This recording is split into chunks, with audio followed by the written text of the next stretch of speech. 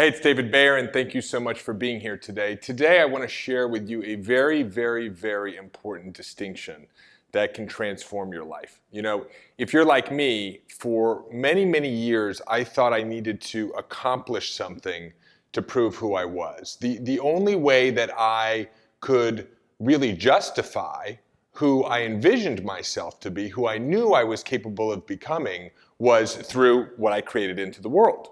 And so I was always chasing creation. I was always chasing needing to do something, whether it was a certain level of contribution or a certain level of wealth creation or a certain status or a certain number of Facebook fans or subscribers or whatever it was, to know that I had made it, to know that I had fulfilled my potential. And I think for people who are in this journey, who are becoming enlightened, all of a sudden they tap into this idea of having a passion and a purpose, and they understand that anything is possible, and so you want to fulfill your potential. And I get that. But the way that you fulfill your potential is not by creating something. It's not by proving to yourself who you are through the results of your efforts. It's actually just knowing it inside of you. It's a 2-millimeter distinction that once you are clear on who you are and you have self-esteem for yourself, regardless of what you've created, creation pours out of you. The types of coincidences and miracles and experiences that I started to have the moment I got clear that I was okay, no matter what I created in the world, was extraordinary.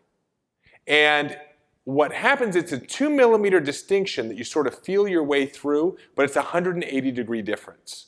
So you no longer chase creating things or chase success or accomplishment because you needed to feel good about yourself. But every day you feel so good about yourself that success just happens. And so the question is, how do you make this shift?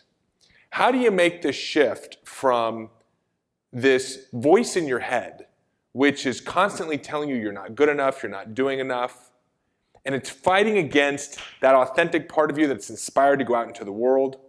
Because every time you get inspired to do something, it's saying, watch out, you might make a mistake, you might do it wrong, or you did it, but you didn't do it well enough. There's this internal conflict. And so what's important is that you start to get involved in this internal conflict, in this internal dialogue. And that voice in your head is a treasure trove of information about what you really believe. That is the voice of your subconscious mind. It is the voice of all of your limiting beliefs and all of your fears. So if you can start to become more self-aware by getting into a regular meditation practice, exercising regularly, which puts the mind on the exercise and allows you to start becoming more conscious of what's going on, or even doing things that are creative expressions. And for you, it might be walking in nature. And starting to document what it is that this internal voice is saying, and then questioning it. And really looking at it and saying, is this true? And knowing that you have the opportunity to make a different decision about how you want to view the world. That you don't have to just live according to this voice of your past, this very small part of you that is very scared and afraid. So the shift is about really going inside and becoming aware of the fact that you've been driven by programs and seeing that those programs are not real and making new decisions over time. Now, it takes a little bit of time because what essentially you're doing is you're rewiring your brain. You're becoming a different person. But as you do this work, the brain will slowly start to recalibrate with you, and eventually this work happens faster and faster and faster, and then one day you wake up and it's really quite profound. You no longer need external circumstances to justify who you are, but the irony, of course, is that what you're creating externally is far greater than you ever could have possibly imagined. So I know that was a little bit esoteric, but it's true. And I hope it's been helpful for you.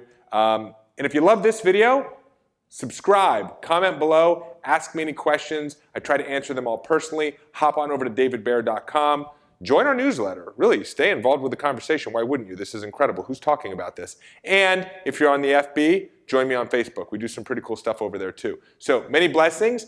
Thank you for having a serious conversation, which is a little bit unusual for me, but I think it's pretty powerful and I think it's important. So many blessings, live life powerfully, and I will see you soon.